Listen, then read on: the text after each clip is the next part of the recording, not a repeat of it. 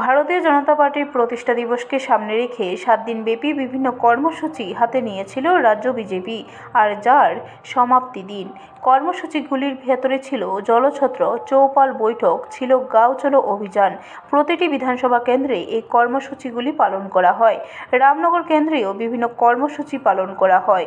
শুক্রবার রাতে রামনগর বিধানসভা কেন্দ্রে বয়োজ্যেষ্ঠদের সম্মাননা প্রদান করেন মেয়র দীপক মজুমদার। শনিবার পুর নিগমের 36 নং ওয়ার্ড অন্তর্গত রাজনগর এলাকায় রামনগর বিধানসভা কেন্দ্রের মণ্ডলের উদ্যোগে আয়োজিত হয় গাঁও চলে অভিযান। আজকের এই গাঁও চলো অভিযানকে সামনে রেখে আয়োজিত হয় সংক্ষিপ্ত আলোচনা সভা। সেই সভায় বক্তব্য রাখেন রামনগর বিধানসভা কেন্দ্রের বিধায়ক তথা মেয়র দীপক মজুমদার। তাছাড়া উপস্থিত ছিলেন রামনগর মণ্ডল সভাপতি অমিতাভ ভট্টাচার্য, কর্পোরেটর নিতু গুহ দে সহ অন্যান্যরা। পরবর্তীতে মেয়র তথা বিধায়ক দীপক মজুমদার সহ অন্যান্যরা বাড়ি বাড়ি গিয়ে সুবিধাভোগীদের সঙ্গে মত বিনিময় করেন। পাশাপাশি রাজনগর মসজিদের পাশে একটি রাস্তা, যা দীর্ঘ 40 বছর ধরে ভঙ্গুর অবস্থায় পড়েছিল, বিজেপি সরকার প্রতিষ্ঠিত হওয়ার পর এই রাস্তাটি নির্মাণ করে দেওয়া হয়। আজ যার আনুষ্ঠানিক উদ্বোধন করেন মেয়র তথা বিধায়ক দীপক মজুমদার।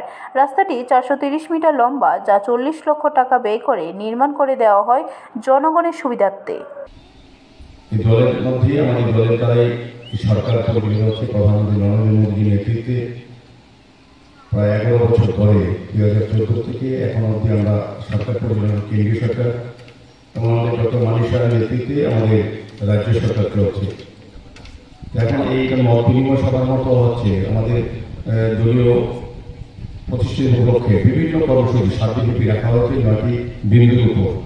তার মধ্যে একটি হচ্ছে বুথ চলো বা গ্রাম চলো অভিযান, মানে যেই জায়গায় যাবো আমরা, যেমন আজকে আমরা 24 নম্বর বুথে এসেছি 7 নম্বর মন্ডলে। এই এলাকায় যারা বসবাস করেন তারা এই নরেন্দ্র মোদী নেতৃত্ব সরকার এবং আমাদের ভারতীয় জনতা পার্টির নেতৃত্বে রাজ্য সরকার যেটা চলছে, তাতে কেন্দ্রীয় সরকার এবং রাজ্য সরকারের বিভিন্ন পরিকল্পনা, কর্মসূচি এবং স্কিম যেগুলি আপনাদের জন্য করা হয়েছে, সেগুলির সফলতা বাস্তবতা কতটা হয়েছে, আপনারা কতটা সুবিধা পেয়েছেন। আমাদের মোদীজি আসার পর আমাদের ভারতবর্ষে একটা বড় রাজনৈতিক পরিবর্তন, আর্থসামাজিক পরিবর্তন হয়েছে।